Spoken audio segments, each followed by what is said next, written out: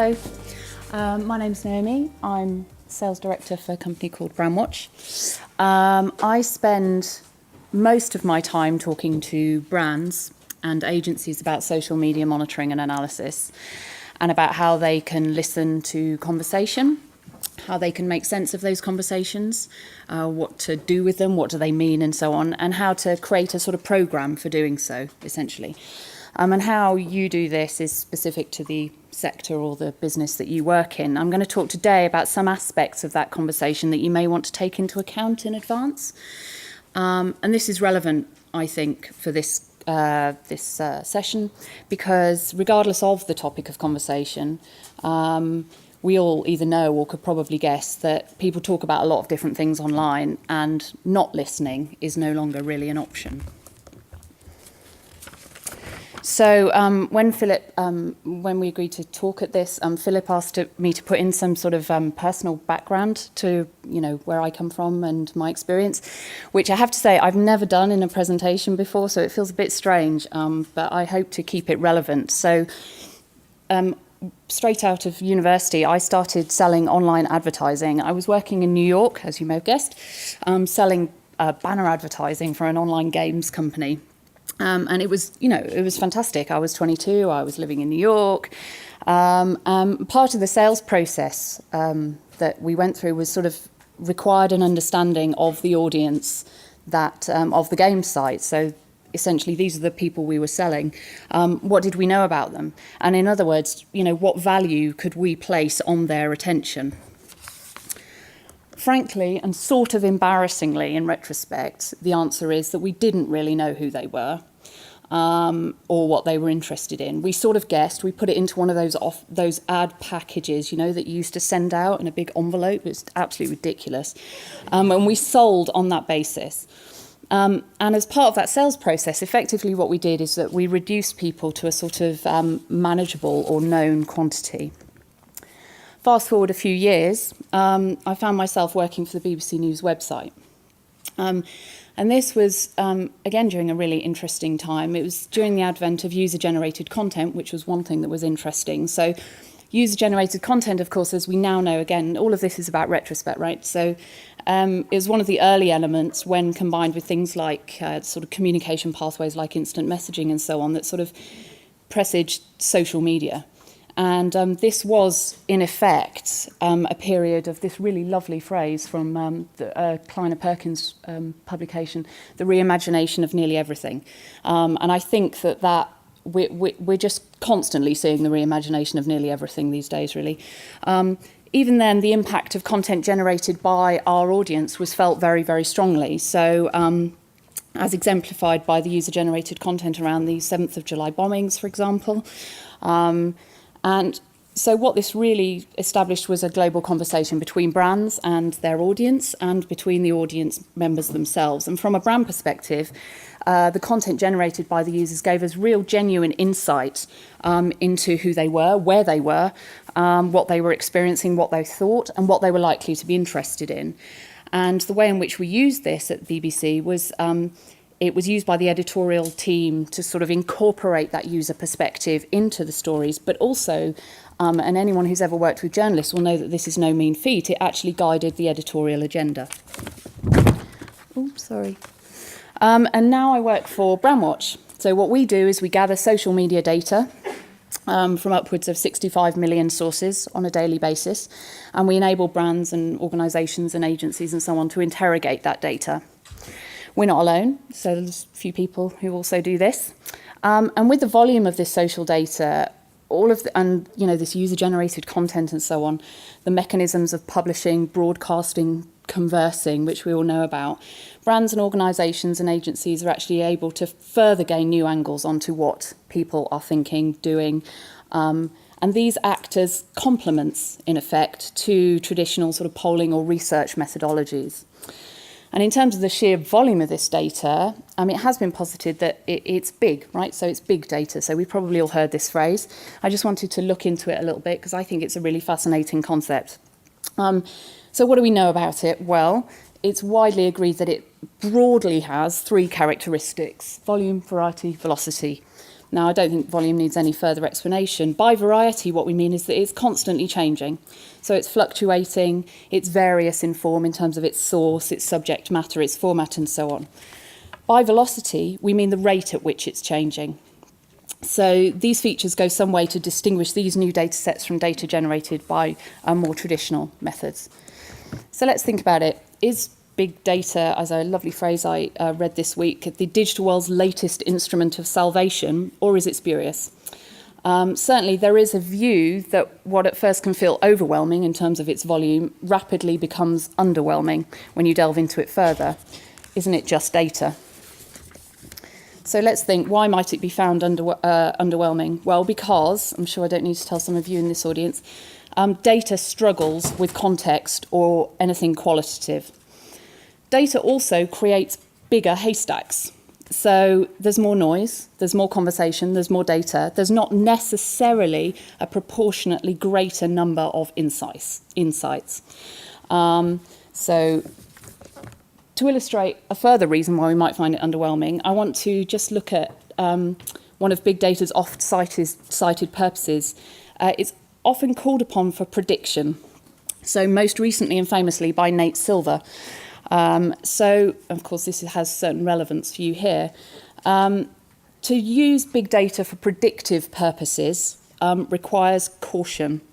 So, as Silver himself, who is, as we all know, fairly good at predictions, points out in his book, data has limitations for some of the reasons that I've just cited, but also because there are biases in big data from construction through to interpretation, just like any other data set. Numbers don't speak for themselves, unfortunately. So good analysis plays a key part here. It contextualizes and contrasts with other data sets, and this goes some way to counter those biases. And this is necessary because these data sets these insights aren't necessarily objective truths. So the characteristics of big data are ironically those which make it fallible in predictive terms. So it's an incomplete data set. So a real-world example is a recent study that combined Foursquare data with Hurricane Sandy related Twitter data. And what it actually found was that the highest volume of tweets during the peak of Hurricane Sandy was not in Far Rockaway, but was in Manhattan. So in terms of being able to make a correlation and causation. Correlation does not necessarily equate to causation, essentially. So alongside analysis, context is also absolutely vital, particularly when looking at data points which reflect the variety of human experience and thought. And it's this web of social data from Twitter or Foursquare or wherever, actually sort of verbatim insight on social platforms that's very relevant to us, I think. So there are some of us that could, justifiably question whether social media data is in fact big. Let's work with the fact that it shares enough of the characteristics of big data to, work with that. What's important is how we use it, how we interpret it. So if we consider that prediction notion further, we can take politics as our context. As I said, using this data for predictive purposes to predict, for example, the outcome of an election is, be careful because of some of the limitations. But what we do know about this data is that it does yield some interesting findings and it provides a richness of context. It's fast as anyone. I mean, I'm sure the Twitter feed from today is, running continually. And some would say, certainly in the case of Twitter, almost immediate. It's relatively cheap. It's faster to play with and manipulate, crucially. And then, of course, the primary demographic of social media users are now able to vote. And what we know about them is that they're unpredictable. So they've never voted before, apart from anything else, and they're growing in number. So what this data does allow you to consider is intention, and intention over time. So there's a very fine line between intention and prediction. But data combined with analysis allows you to tread that, I think. And it's actually the very sort of ambiguity of human emotion which makes it very difficult to analyse an aggregate, which highlights the role that social data can play by providing these verbatim insights into the minds of audiences. I really like the last bit of that. People are not, they're not wholehearted, and that's what's wonderful about them. So this is also, of course, relevant for brands. So for intention to vote, you can also think about intention to purchase, so customer rather than voter intention. data gives you patterns. It doesn't necessarily give you predictions.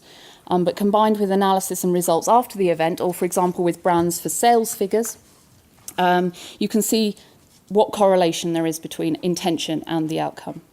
And I'm just going to take a couple of examples from politically oriented data sets, given the context today, to illustrate the kind of findings that you can unearth. So, the way in which monitoring tools work, and Brandwatch is no different, is that we allow you to create queries or searches to look at a relevant bit of data. So we've got that 65 million sources running away in the background. You don't want to look at all of them, believe me. And so what you do is you create what's called a query, or in effect a search. So we created a query for looking at Scottish independence. It was fairly broad. It runs across platforms, Twitter, Facebook, blogs, forums, news sites, and so on. And we then categorise the data according, in this instance, to Holyrood policy areas. And so these categories were much more closely defined. So energy, including offshore oil, and so on. What you can do is you can get this kind of broad brushstroke volume data, but you can also start to analyse the data and to understand voter intention by looking at the data itself. So foreign affairs, you can start to see parallels people are drawing with Catalonia, Cyprus, which accounts for some of the volume there. Also, there's a lot of conversation in there about people questioning the extent to which the referendum will affect Scotland's ability to act independently. The peak around the economy was people questioning, people talking about the bedroom tax. In terms of business, industry and energy, how many people think that Scotland should be independent because they can then manage North Sea oil? And people and society, which is my particular favourite, is how many people think that Scotland should not be independent because the fortunes of their sports team will suffer. So it may sound ridiculous, but one of the reasons I like it is because it really tells a story about the data. So lots of young people whose vote could be swayed because of that issue. And then, of course, what you can do is plot them over time. It's a very simple graph. But you can start to then understand what drives the peaks and troughs of conversation, whether it's sporting tournaments, foreign affairs. That big peak is a conversation around accession, crises and reputational issues, particularly relevant for today. That can certainly drive volume, appearances on Question Time, all sorts of things. So that's one way of doing it. Another way of doing it is taking into account what we call, in my world, owned media. So that an example of that would be your own Twitter account, for example. So the Twitter account we decided to look at just for you today was David Cameron's Twitter account. So this graph shows the number of times he has tweeted over a certain time period, last 3 months, the number of people that spoke to him, the @replies there, and then the number of times he was retweeted. And what this starts to help you understand is the relationship between the owned media, i.e. his Twitter account, how many times he tweets, and the engagement with that. So people responding within the same forum.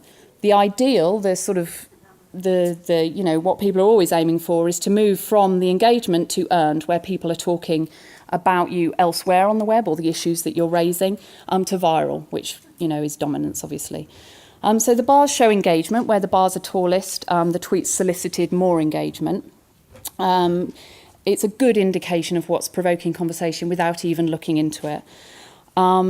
And then the line is volume, so how often he tweeted during the week, between 1 and 8 times. You can see that there's very little consistency actually here. And what you can start to see is, the weeks in which the posts were most provocative. You can zoom in and see what topics are driving the conversation, which I'll talk about in a second. But you can also judge what it's an appropriate amount to post. So, we expect our prime ministers to be time efficient, right? So, or at least in theory. And so we want to maximise the impact of what he posts.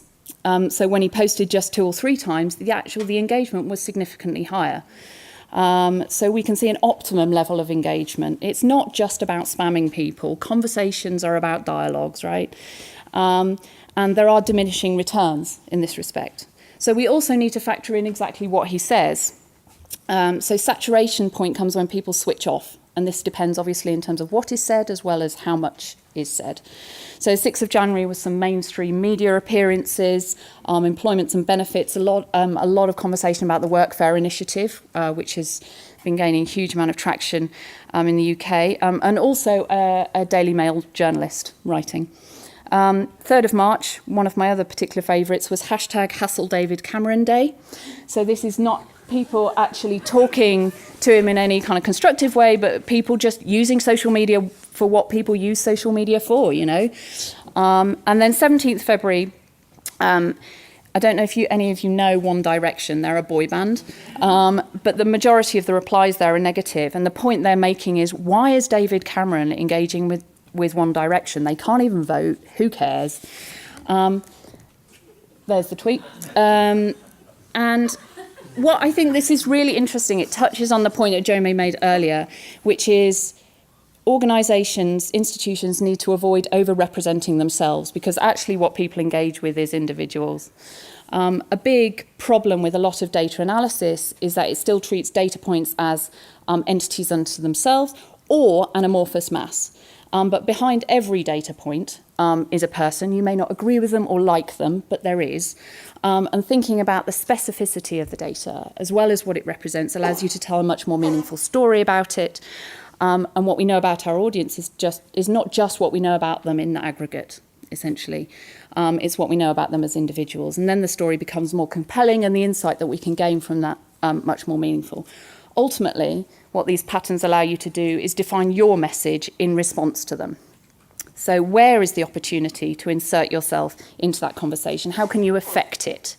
And by association, voter or customer intention. The very fickle nature of either suggests that things are never certain, as we talked about. The data set is never complete, as we've also talked about. And as such, opportunities to shift opinion will always present themselves. Thank you.